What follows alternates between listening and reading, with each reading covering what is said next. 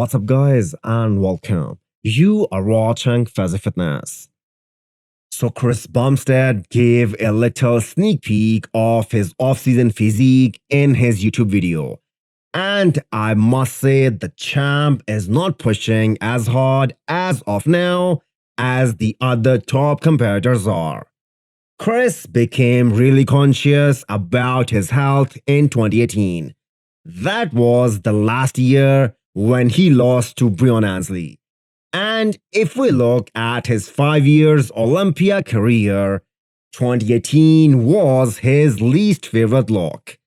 And it's not like Chris wasn't dieting or training hard back then. It was just that his body was fighting back. He goes extremely low on gear in the off-season. I remember Chris and his coach Ian gave an interview to RX Muscle about 2 years back, where Ian said that Chris has never touched insulin or growth hormones, and anything above 500 mgs of testosterone in the off-season is an aggressive cycle. Here is that clip. More than 500 milligrams of test by itself, that's an aggressive off-season. Really? Wow.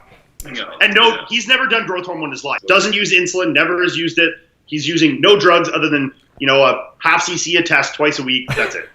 So, if Chris is still following that protocol, then props to him for making health his first priority. We are less than 6 months out of the Olympia. And it's not like Chris looks bad for an off-season bodybuilder. His body changes extremely fast when he turns the switch. At his best, we all know, even the competitors know deep inside, although no one will admit, that Chris, at his best, is unbeatable. He has the height advantage, plus his structure is ideal for classic. But keep in mind, he has to bring 100% to defend the title. He cannot leave the door open because there are some other guys who are hungrier than ever to take that title. Continuing with classic physique updates, 40 days out of Vancouver Pro, brand Chen is really coming into his own. The bad news is he is still waiting for visa approval. We saw what his physique is capable of doing at the Olympia in 2019.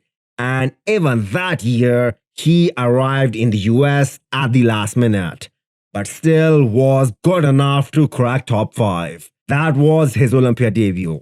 He looks so much denser in his upper body in the updates, and legs were already off the charts. Hopefully, he gets to Canada to compete at Vancouver and gets to the US in time for the Olympia.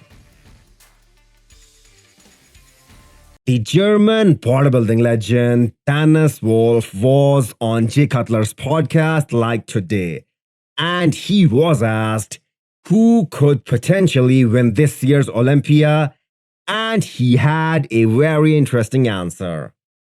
Big Ramy, if he comes in better than last year, he will win. But who can really challenge Ramy? If Ramy comes in better than last year, you'll be one of the favorites. I mean, because it's still bodybuilding. Although Dennis greatly admired Nick Walker, the size he has put on over the year, but considering everything, one name stood out. Guess who? Hadi Choopan. Yes, that's what Dennis Wolf said. Hadi Choopan is, from all of these guys who could really bring it, right? Why? Because if we have to bet on one person that will be 100% conditioned on that Olympia stage, the man will be Hadi based on his track record. Who do you guys think has the best chance to dethrone Big Ramy? We were all so impressed with Hassan's physique update, which was taken after he landed in Puerto Rico. So, here is some more. Hassan going through a training session with the retired IFBB pro Alexis Rivera. Looks like Alexis took Hassan through some old school rounds of posing in which a competitor has to hold the pose for almost 10 seconds. If Hassan has been doing this style of posing throughout his prep, I can tell it can be a game changer for him, as he has some flaws regarding posing and presenting his physique to the fullest. Andrea Muzi and his coach are trying to bring a much fuller yet drier version to Puerto Rico Pro. Because of his height and structure, he looks humongous.